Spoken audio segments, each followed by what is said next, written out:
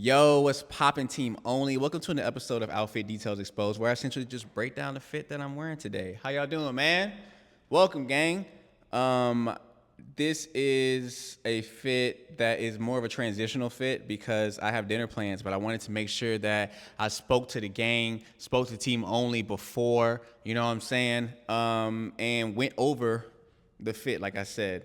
I am very curious about the why behind brands. I'm very curious about creative directors and designers and specific aesthetics, or maybe that helped the brand make a certain decision on why they produced what. I love fabrics and understanding those, and which helps me make better decisions on what to wear in each season. So if you're into that, if you're a nerd about those things, on top of the inspiration, on top of the exterior, let's talk about the fit then, man.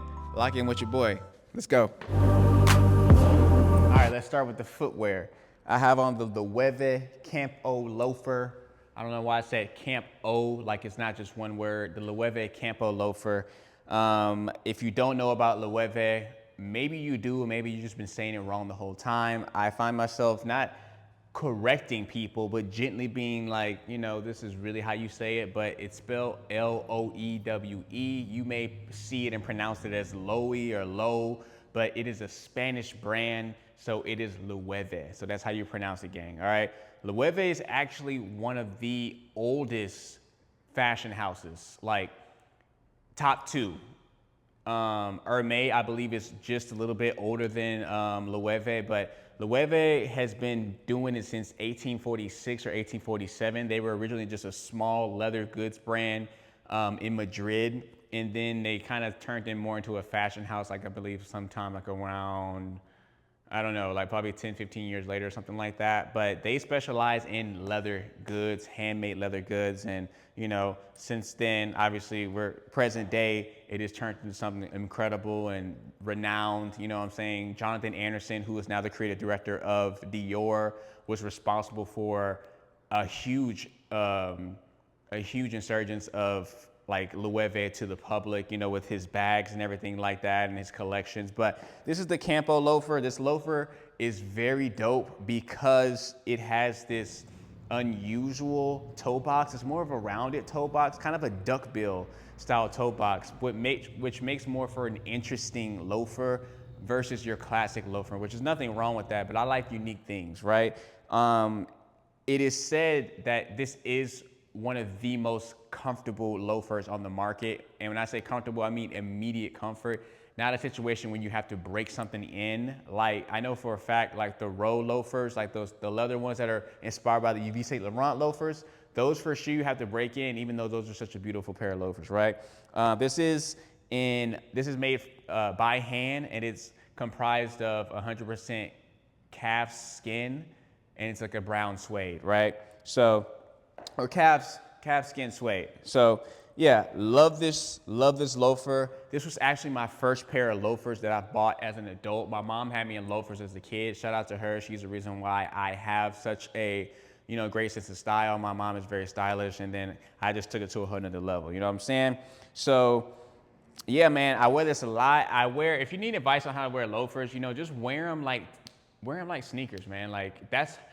It's the easiest way to kind of just get over the hump of thinking that a loafer should just be more of a dressier shoe, especially when you start to kind of learn how to dress it more in a streetwear manner, more in a calm luxury manner, smart casual. Right now, I'm more of in a smart casual look today, especially with this, there's small details that you can kind of just do to kind of make it a little bit more casual, which is like the sock, right?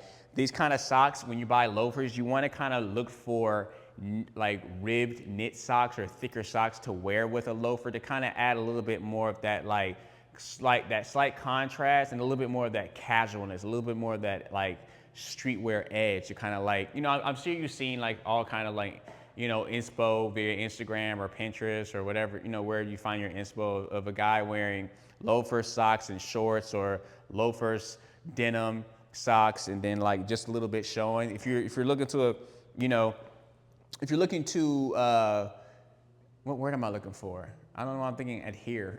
If you're looking to incorporate this look, you kind of want to get a pant like that that's just showing just a little bit so you can see the sock, right? But yeah, and these socks I'm actually wearing, these are actually from Birkenstock.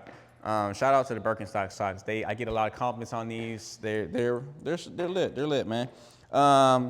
Pants are from Jamie Holler. Jamie Holler is a pretty incredible woman, man. This is actually a woman's pant, and I've said this before, and I'll say it again.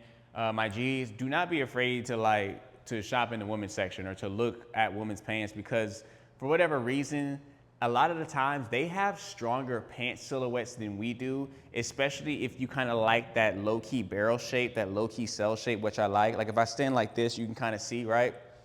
You kind of see that shape happening. Some women's pant brands are like it's very eccentric with it. You want to stay away from that. But like, I just like how certain women's pants are cut, how certain women's pants drape. And the cool thing about Jamie Holler is that she has more of a tomboy aesthetic. So she designs from the lens of from like a masculine lens. So that's why you can get away with wearing a pant like this. For reference, I am a like true 28. So which translates to like a 4 in women. I can get away with a 6'2", which would lead me a little bit more towards 29, 30.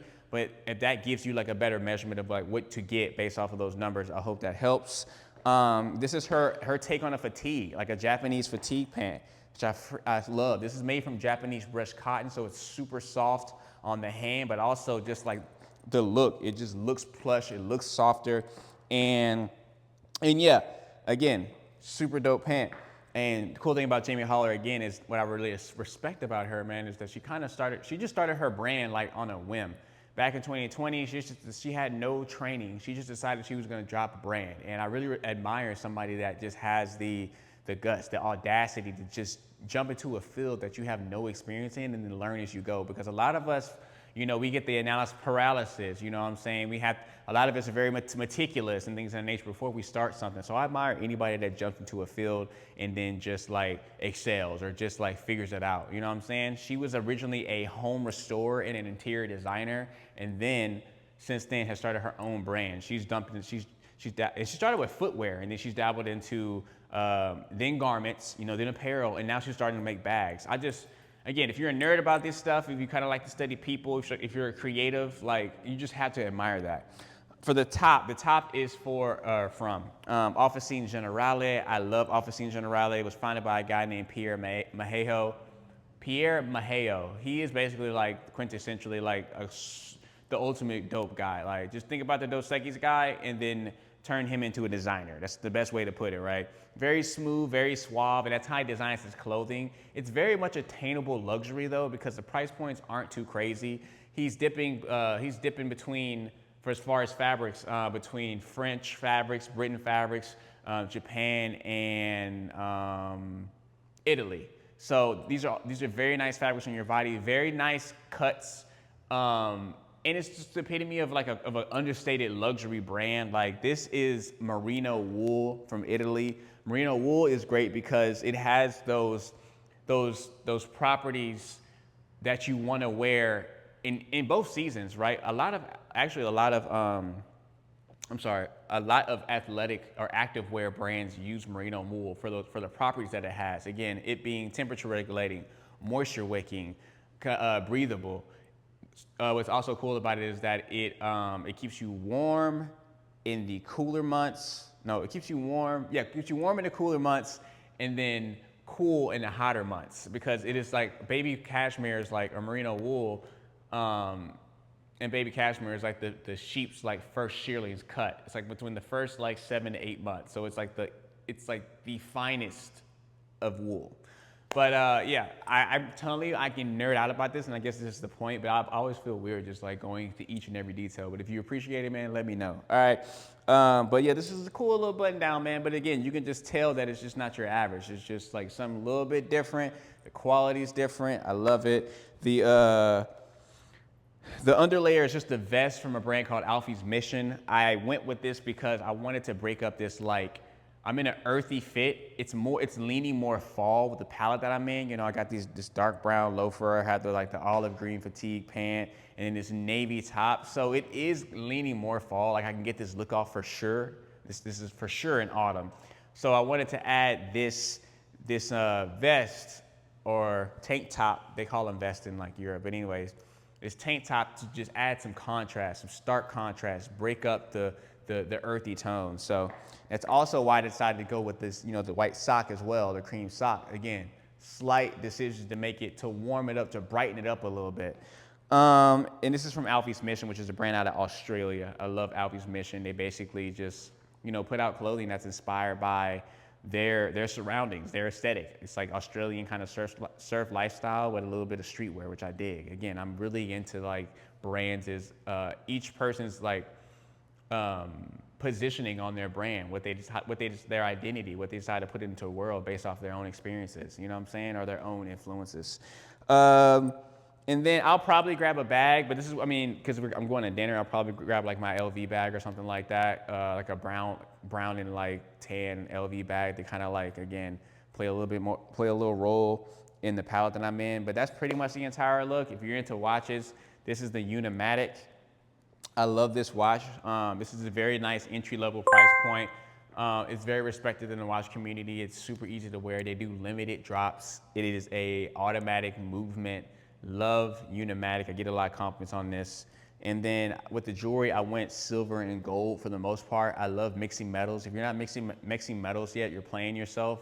It just adds a little bit more oomph to your jewelry. It adds a little bit more artistic expression, shows you a little bit more intentional, a little bit more adventurous. You have a little bit more edge. It's just kind of staying in just one. And I wouldn't say edge. You can be edgy with just silver jewelry, but I would say it just kind of shows that you're a little bit more expressive, if you will. And I just love what's happening with the silver and gold here, right? And then I decided to go just silver with the rings. These rings are from Copenhagen, a brand called Love for Co.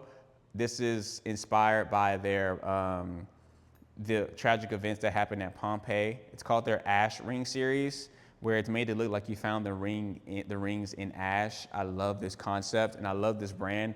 0.925 sterling silver.